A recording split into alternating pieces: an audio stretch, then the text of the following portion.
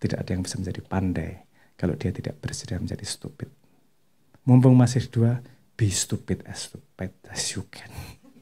Tapi kamu punya hak 100% untuk tetap melakukan itu, dan saya nggak ngomong bahwa itu salah. Itu murni hak jenengan.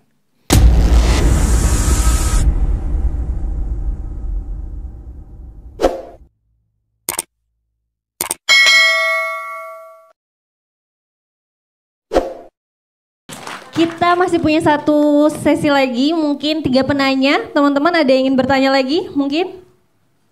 Oke, 1, 2, 3. Oke, pas.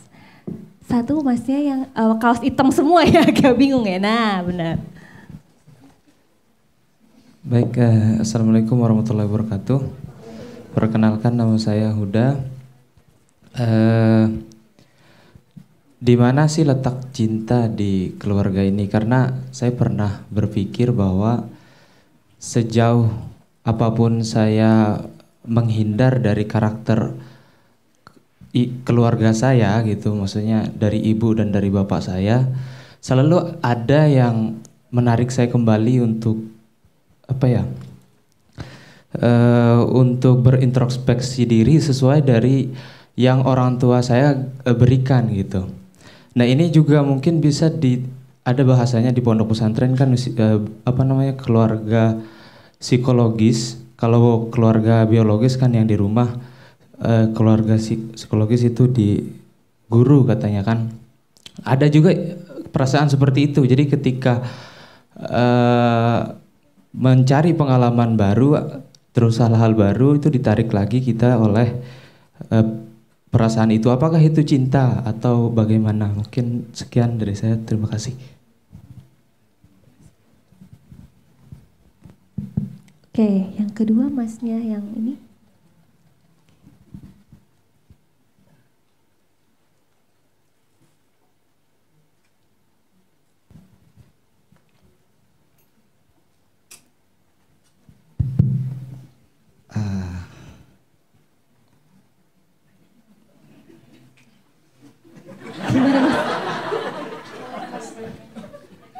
Karena temannya keluarga, jadi pertanyaan saya adalah, Mas sendiri pernah membayangkan nggak ending dari keluarga itu nantinya seperti apa? Itu aja, terima kasih. Oke, pertanyaan terakhir. Yang mana ya tadi, lupa lagi. Oh ya, itu benar.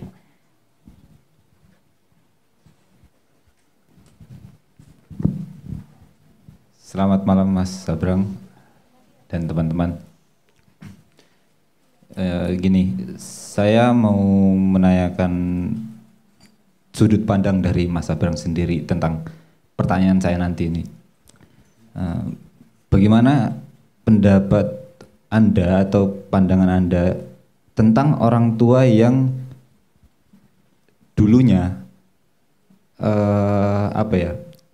apa yang diberikan dulu itu atau apa yang tidak diberikan dulu itu mereka panen sekarang atau mereka tagih sekarang. Dan tadi yang sebelum sesi pertanyaan berlangsung ada sedikit pernyataan dari Mas Sabrang sendiri yang menurut saya itu saya naif karena saya sedikit tertawa tadi soal pernyataan Mas Sabrang yang tentang mengkambing hitamkan orang lain atau mengkambing hitamkan sesuatu itu adalah hal yang tidak baik untuk menuju masa depan gitu loh. Jadi di situ saya tertawa karena saya itu melakukan hal itu, tapi tadi saya tertawa, jadi saya sedikit naif. Saya melakukan hal itu upaya untuk memisahkan. Tadi tentang Mas Sabrang tuh kita membuat rumah kita sendiri, membuat rumah masa depan kita sendiri. Jadi saya itu sedikit memisahkan hal yang buruk, gambar teknik yang dibuat orang tua saya dulu. Misalnya gambar itu buruk, jadi saya pisahkan buruk itu dengan cara mengkambing hitamkan itu. Tapi bukan hanya itu aja. Justru saya pisahkan itu, kemudian saya mencari hal yang baik dan melengkapi gambar teknik yang orang tua saya buat itu. Jadi seperti itu. Oke, saya cari respon yang pertama dulu. Oh, sejauh apapun saya menghindari. Oh, di mana letak? Kalau saya membahas tentang konsep cinta, karena kata cinta di sini dilemparkan dengan mudah dengan asumsi bahwa kita semua paham konsep cinta. Kalau saya harus menjelaskan itu lebih panjang, nanti nggak cukup waktunya. Saya akan play on dengan ini aja ya, dengan asumsi arti kata cinta. Saya ambil artinya pada spesifik untuk yang bisa menjawab pertanyaan Anda. Salah satu indikasi cinta adalah ketika self kita, karena diri itu bisa berkembang. Diri itu bisa ada dalam diri kita sendiri. Diri itu bisa berkembang di keluarga. Cirinya sederhana. Semua impuls, sakit, bahagia itu kita ikut merasakan. Kalau anak disenggol palanya, orang tuanya ikut marah. Self-nya dia, juga anaknya termasuk dari sayanya si orang tua. Sayanya semakin besar, itu cintanya semakin besar. Kamu adalah bagian dari keluarga, sayanya di keluarga. Sehingga mau lari kemanapun nggak akan bisa. Karena kamu nggak bisa lari dari dirimu sendiri. Walaupun yang kamu sadari adalah diri ini, tapi sebenarnya dirimu, bawah sadar adalah keluargamu itu. Sehingga kamu memenidakkan keluarga, ya tetap balik lagi. Wong dirimu, selfmu adalah keluargamu juga. Ketika kamu masih sakit hati ketika bapakmu diludahi orang, kan bukan kamu, tapi kamu ikut sakit hati. Selfmu masih dalam keluarga tersebut. Keluarga mungkin tidak sempurna, ada banyak hal yang tidak disetujui. Tapi jangan lupa, kamu sama dirimu sendiri pun juga seperti itu. Dirimu tidak sempurna, banyak kualitas dalam dirimu yang tidak kamu sendiri sukai. Males bangun kayak misuan kayak. Saya tidak menyukai diriku yang misuan ya. Saya lebih suka istighfar.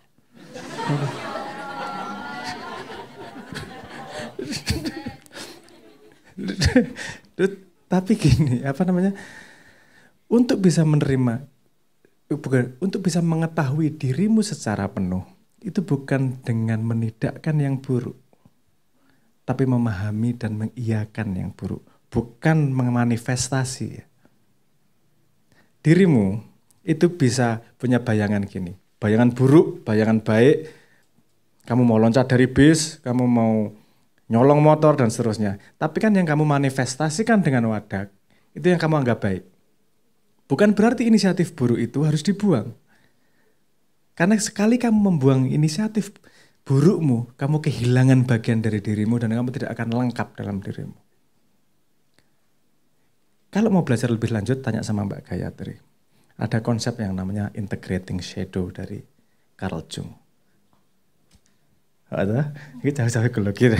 Itu adalah merangkul potensi dirimu yang buruk untuk ditahan.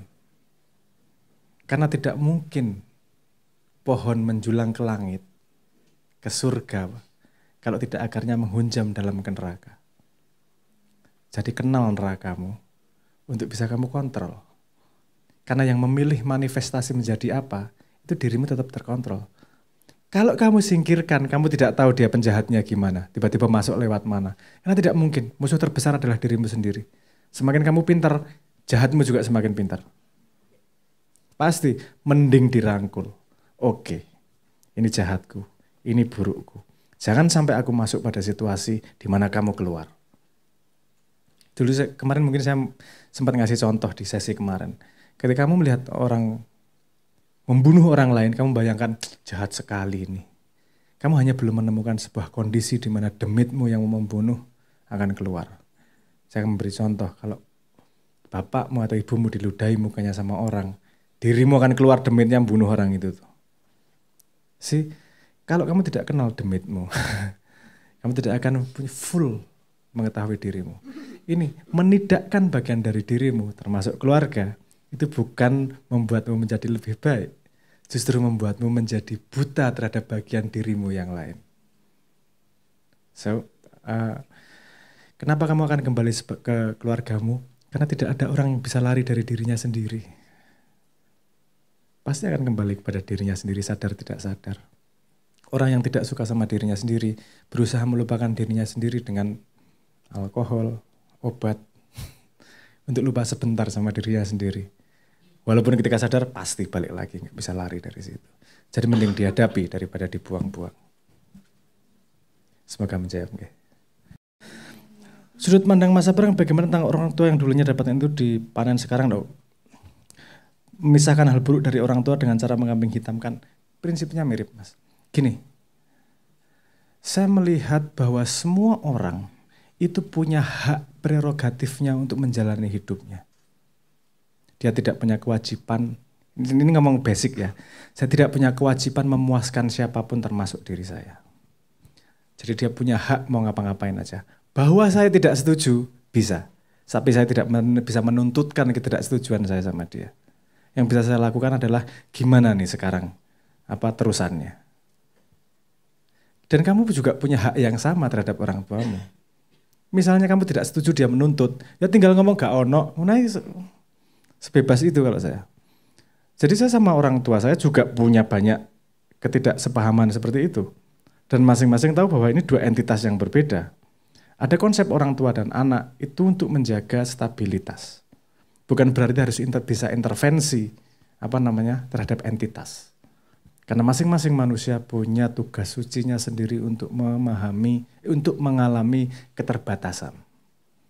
Tanpa intervensi, free will. Mohon maaf. Semua manusia, semua makhluk hidup selalu punya 3 komponen yang dia miliki. Ada light, ada cahaya, ada love, ada cinta, dan ada free will. Itu 3-tiganya membuat sebuah entitas keterbatasan yang dia harus mengalami sesuatu. Pilihan mengalami, itu pilihan masing-masing. Kalau Anda kemudian menidakkan, pilihanmu. Tapi pasti ada konsekuensi di situ. Yang saya lakukan, yang saya omongkan di sini, bukanlah jalan yang harus dilakukan.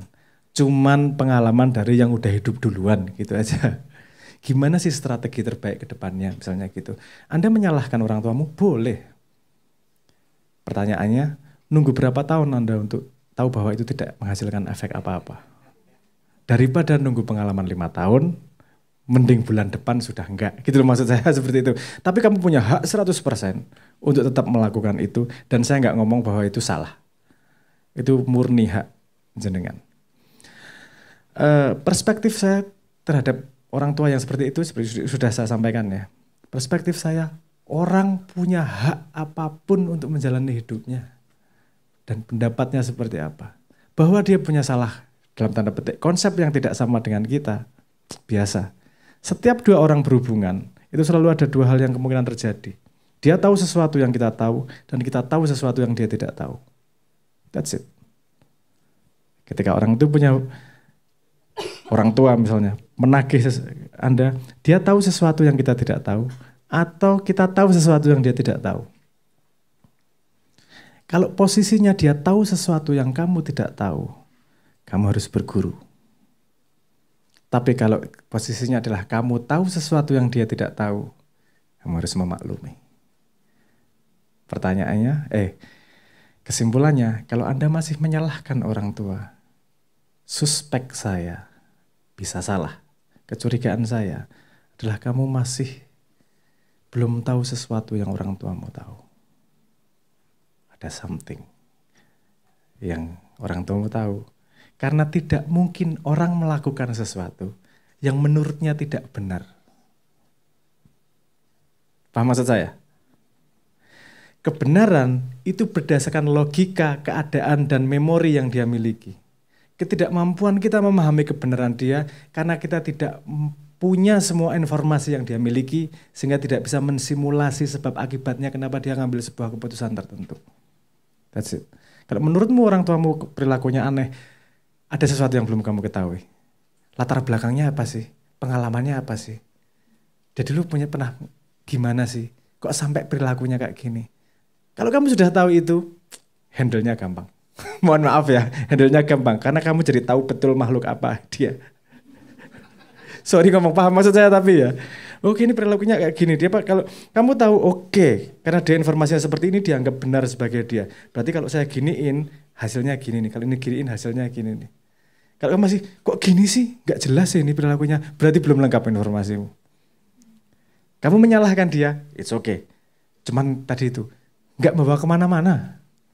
Mending, pakai jembatan lah. Mending dianggap sebagai objek belajar. Anak saya yang pertama, ketika TK, itu males sekolah. Gitu-gitu aja kok Panda. Nggak ada yang seru. Saya kasih framework. Emang kamu tahu temenmu ya hari ini yang ngupil berapa? Ya nggak tahu. Kok nggak tahu? Cari tahu dong. Mau gitu aja katanya semua udah tahu. Oh iya ya. Nggak penting. Tapi itu memberi dia misi untuk melakukan sesuatu. Dia melihat bahwa sekolah yang dia anggap tahu itu jadi ada sesuatu yang dia tidak tahu. That's it kok urusannya. Kalau kita mau jujur sama diri sendiri, setiap saat tuh gitu kok. Sebenarnya kita ngejudge itu karena kita malas nge-track informasi yang kita tidak tahu. Ngejudge is easier than thinking. Sehingga kita lebih memilih ngejudge daripada thinking. Itu lagi-lagi kalimatnya Carl Jung. Oh, lu gak seluruh psikologi kok. Aku kan SP tuh. Itu dedemitan SP itu. Saya nggak tahu ini menjawab atau tidak pertanyaan Anda, karena yang Anda tanyakan adalah perspektif. Dan saya memberikan perspektif saya. Semoga bermanfaat. Matur nuwun. Oke. Saya beri tepuk tangan teman-teman. Oke, lanjut. Kayaknya masih pengen lanjut. Belum puas. Masih mau Gak apa-apa. ditanyain, Mas? Teriak aja. Bisa. Pakai teknik vokal sedikit seolah-olah kamu ngomong sama orang tuamu yang kamu dendami itu loh.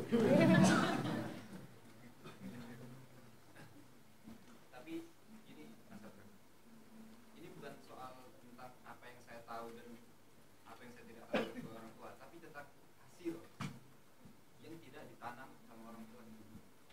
Jadi saya posisikan saya orang tua. Hasil yang tidak ditanam oleh orang tuamu.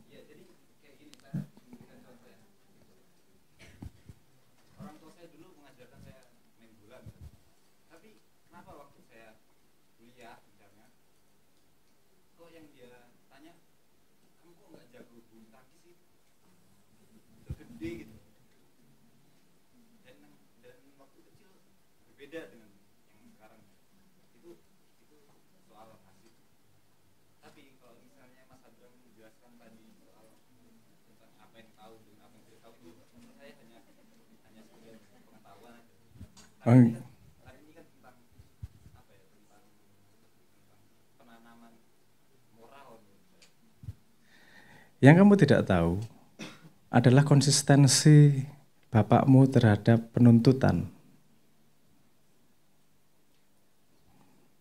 Kalau kamu ngomong, kamu tidak bisa memaklumi bahwa kok ngajarinya bola anaknya bulu tangkis. Artinya kamu tidak pernah memahami pola bapakmu seperti apa. Does it make sense? Maybe not. Banyak kok yang tidak make sense. Tapi ini semua ada sebabnya. Dan masalah besar bisa dikecilkan, masalah kecil bisa dihilangkan. Means, gini. Kalau kamu ditanyain, kok nggak bisa bulu tangkis? Yo pak, aku goblok ya. Anaknya sopo? Make it fun. See? Karena semuanya berat, semuanya serius. Dan kamu gak pernah bisa ngomong bahwa bapakmu tidak punya hak untuk menuntut. Setidak make sense, tidak make sense-nya. Karena kamu juga lahir dari kenikmatan bapakmu. Loh, itu primordial itu. Itu primordial. Bapakmu menuntut setidak make sense, tidak make sense-nya seperti apa. Dia punya hak. Karena primordial keberadaanmu tetap ada bapak sama ibu. Nggak make sense. Karena tidak ada yang dituntut kalau kamu nggak dibuat. Entah, saya juga nggak tahu bapakmu sengaja bikin kamu atau cuman efek samping dari enak. Saya nggak tahu juga. Tapi faktanya bahwa itu bapakmu. Dia bisa nuntut kamu kok nggak bisa terbang tuh dia boleh. Boleh. Bahwa itu nggak masuk akal, maybe. Dan kamu tinggal ngomong, apa sih gak susahnya ngomong? Ini kan resolving problem tuh. Resolve problemnya gimana? Iya Pak, saya goblok ya. Dimarahin, iya Pak, maaf. Harga dirimu masih harus memenuhi kebutuhan orang tuamu. It's okay untuk tidak berdaya. It's okay untuk menjadi kecil di depan orang tuamu. Gak harus jadi orang besar terus. Sometimes necessary sacrifice diperlukan untuk kestabilan. Seberapa kamu menghargai kestabilan? Seberapa menghargai kamu kepada keluarga untuk membuat necessary sacrifice? Kadang-kadang sacrifice-nya menjadi hal yang kecil. Kita ngomong keluarga lagi. Saya juga jangan salah. Bapakku gini kayak nyebai pol kayak. Sing cak nun gitu. Itu seperti pancuran. Pada orang yang jauh itu sangat-sangat ngei pancuran yang luar biasa. Pada orang yang dekat nggak kuat patah. Itu sekeras-kerasnya dan nggak make sense. Keputusanmu salah, kenapa gini tuh hasil? Karena aku nggak tahu informasinya, ya tetap goblok. Oke, akan kemudian misalnya, iya aku goblok wes. Iya, tidak ada, saya dipepet sampai ini ya, yang saya pengen. Kamu jangan sampai ngalami seperti saya, di mana kepepet segitu pojok sampai akhirnya ketika saya ngomong, iya aku goblok, itu cuma menyelesaikan masalah. Kowe rasa perlu ngono kuwi, wis tak kei rumuse, aku sing ngalami iki wis tidak iki. It's okay to be stupid. It's okay punya kekurangan. Gini, saya sempat ngomong sama beliau ini tadi. Orang yang tidak punya hal yang disembunyikan, tidak akan bisa diancam oleh siapapun. Gak perlu menyembunyikan kelemahan, gak perlu menyembunyikan ketidakberdayaan. Akui, itu gak membunuhmu anyway. Dan kamu tidak berkurang sedikit pun dirimu. It's okay. Yang penting apa? Stabil dulu. Habis itu proof. Nanti suatu saat ketika kamu ngasih bapakmu lapangan bulu tangkis beserta pemainnya 24 jam. Selesai semua kok itu. Time masih panjang. Perjalanan masih panjang. It's okay to be stupid. Karena tidak ada orang yang menjadi master kalau dia tidak bisa bersedia menjadi clown. Tidak ada yang bisa menjadi pandai kalau dia tidak bersedia menjadi stupid. Mumpung masih dua, be stupid as you can. So, dihabiskan stupidmu sekarang. Rendahkan dirimu sekarang. Habiskan dirimu sekarang. Karena ketika semua ilusi itu hilang, kamu akan menemukan dirimu sendiri dan kamu akan muncul dengan dirimu yang sejati, bukan ilusi-ilusi. Ngoten nggih. Kalau diterima, coba monggo. Kalau enggak, ya enggak apa-apa. Matur nuwun. Oke, beri tepuk tangan teman-teman semuanya. Oke, luar biasa diskusi ruang keluarga seperti di halaman belakang rumah ya Mas ya. Sambil ngopi, teman-teman nggak bisa ngopi loh di sini. Kurang asbak. Oke. Evaluasi ya panitia ya. Oke, teman-teman ternyata sudah tidak terasa sudah hampir 2 jam kita ngobrol-ngobrol di sini bersama Mas Sabrang. Tapi sebenarnya kurang afdol kalau misalnya di akhir acara ini kita belum dapat closing statement dari Mas Sabrang terkait dengan tema kita hari ini, relationship ruang keluarga. Versi dari Mas Sabrang nih. Silakan Mas Sabrang. It's a game, come on. Nggak usah ruwet-ruwet. Life is a game. Seberapapun beratnya, life is a game. Ini hanya game of life. Hubunganmu dengan teman, hubunganmu dengan keluarga, karir, whatever, it's a game. Jangan terlalu menganggap berat. Semua yang berat bisa diringankan. Semua yang ringan bisa dihilangkan. So, Masya Allah. Have a fun life. Know the rule of the game. Karena semakin kamu tahu rule of the game-nya, kamu semakin bisa memainkan game dengan secantik-cantiknya. Matur nuwun.